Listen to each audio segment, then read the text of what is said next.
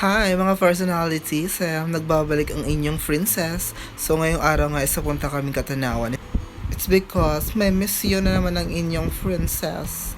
Dahil siya na naman ang pinagtutusan ng batas para ayusin ang kanyang cousin. So ayan, may nakikita niyo nga, may nagsusuka ng bata dito sa jeep dahil sobrang layo ng biyahe ng princess. Parang susuka na din ang inyong princess. So andito na nga pala kami sa family land ng aming knowing mo na. Very good talaga ang princess, kaya ma-orlock muna ang inyong princess. Good morning mga personalities, dahil sa sobrang goda ng princess, maga na siya nagising. So ayan ang mga Little Mermaid, tulog pa. Gising day!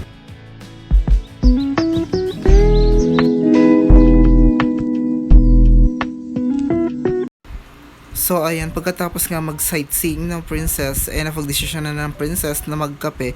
Dahil after niyang magkape, mangunguha pa sila ng dalang hita ng kanyang tiyahin. Dahil napag-isip-isipan ng kanyang tiyahin na Thunderbolt sa Lisem na naka-blue t-shirt sa Lisem na gumelay ng dalang hita at mag-joey sa Lucena City. So kaya princess, bilarsa mo na magkape Lisem. So ayan, gumaod na nga pala ang princess pati ang kanyang tiyahin na Thunderbolt sa Lisem na nakakulig grind na t-shirt sa Lisem. So ayan, nangunguha na pala ang mga Little Mermaid at ang Thunders kong tiyahin na Lisem. So ayan, go, akit ka, monkey monkey.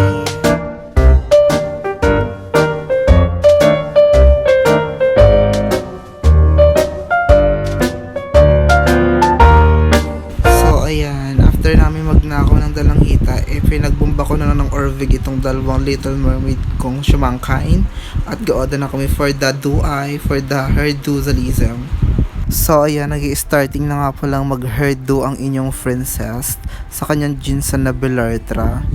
Ang gawaan niya palang Hersheyism ay may pagka-fetals na lisem para may pagkapitan ng belo na knowing mo na lisem. 세상은 따뜻해 나의 곁에 있는 너로.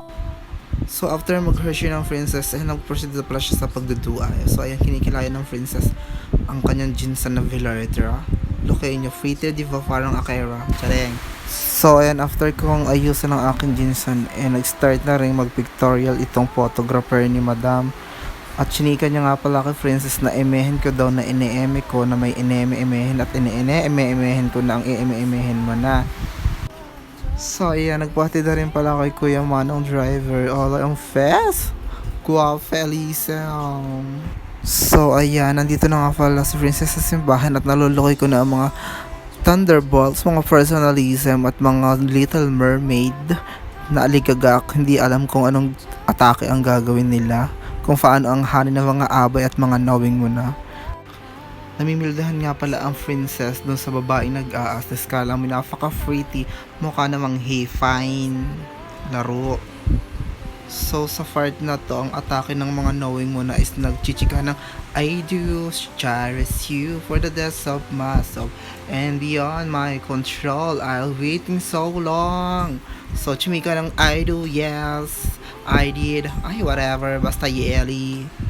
So ayan, naka-joey na nga pala kami at nag-starting magbayaw itong magmusawech at nagwo-working na para magka-enalism. And din sa part na to is nag-unboxing na ang mga knowing muna.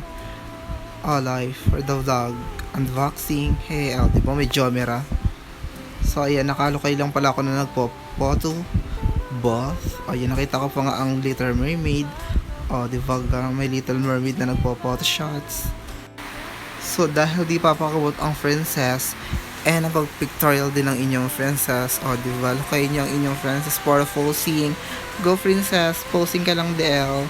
Kahit maraming sa palergad, dads ka lang at ikaw naman ay princess.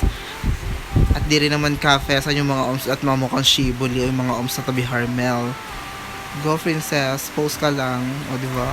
Ay, sorry, maangas ang inyong princess. Go princess, angasan mo yung mga mukhang shibuling sa tabi Harmel. Go another posing princess. Carry mo yung Ellie.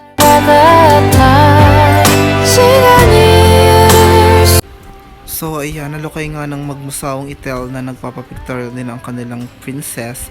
na Inglaterra ang magmusawang Itel at nagpa-pictorial din. Hindi pa apakabog lalo na to si Tessa o laro pag kinajugas-jugasan ay deserve. Chareng. So ayan, may pagpupupa nga ang atake ng magmusawang Italy. Ay mapagkisa respel. Pajinggit sa Bekitar na Princess Alisem o laro kay Eli. Or kay pag Joey later.